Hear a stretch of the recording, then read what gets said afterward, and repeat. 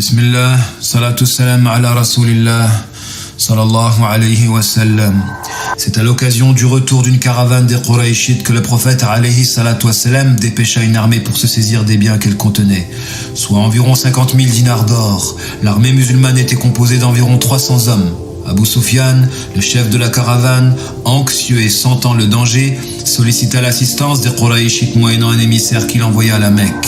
Les Mécois répondirent positivement et constituèrent une armée de plus de 1300 soldats.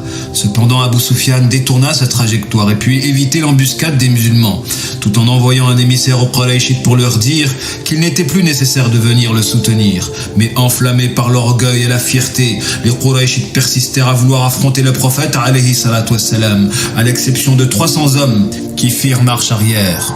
Voyant le danger se dessiner, le prophète alayhi salatu wassalam réunit d'urgence un conseil militaire, jusqu'à générer un consensus entre les muhajirines et les ansar, qui émouva son cœur.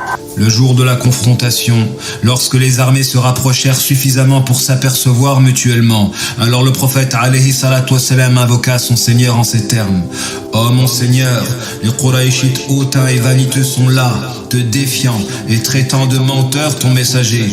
Oh mon Seigneur, accorde-moi la victoire que tu m'as promise. Je t'implore, Ya Rabb, pour que tu leur apportes la défaite. » Le premier mécréant à avoir déclenché l'hostilité fut El-Aswad El-Marzoumi, qui engagea un duel contre Hamza et périra aussitôt. Ensuite, 3 duels succéda qui impliquèrent Ubayda, Hamza et Ali. Radiyallahu anhum ajma'in.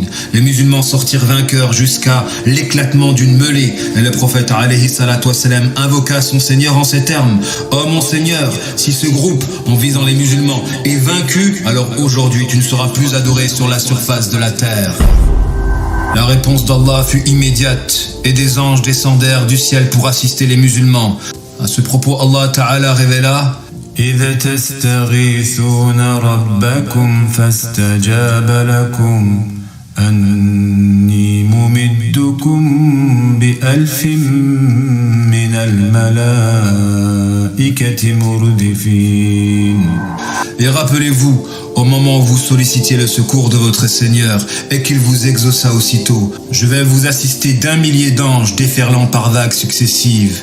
Et le prophète alayhi salatu wassalam, dans son abri, s'assoupit un instant, puis leva la tête en s'écriant, plein de joie: « Oh Abu Bakr, réjouis-toi, le secours d'Allah est venu. J'aperçois l'ange Gabriel au milieu d'une tempête de sable. » À la demande de Gabriel, le prophète alayhi salatu wassalam saisit une poignée de poussière qu'il lança en direction de l'ennemi en disant que leurs visages soient confondus et pas un seul associateur ne fût épargné par cette poussière.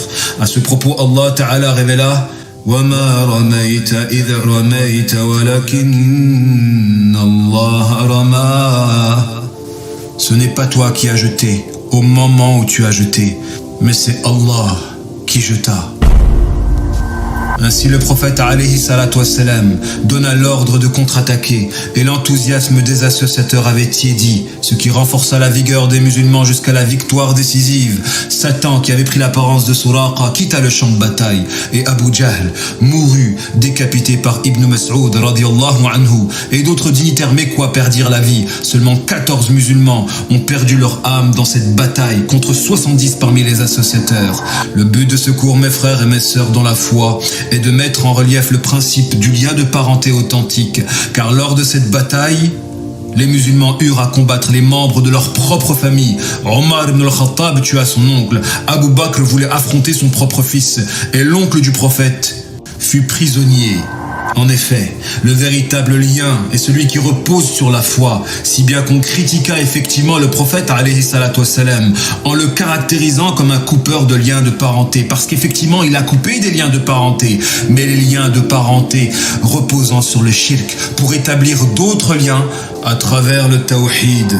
Il en va de même de nos jours, quand on accuse les croyants qui brisent les liens de parenté démoniaques, à savoir ceux entretenus dans le but de promouvoir la destruction et la toxicité. Quand justement la sacralité est utilisée pour servir le blasphème, nous avons affaire à de la pure manipulation. Et je préfère 1000 fois, wallahi, je préfère 1000 fois des parents chrétiens qui respectent la conversion de leurs enfants à ces pseudo-parents musulmans qui baignent dans la sorcellerie, leur trouver des excuses. Quand ils ne veulent pas se repentir, en réalité c'est combattre le tawhid. Et seul un ennemi d'Allah peut combattre le tawhid. Oh combien les musulmans d'aujourd'hui sont infiltrés par des hypocrites. Oh combien les musulmans d'aujourd'hui sont infiltrés par des hypocrites.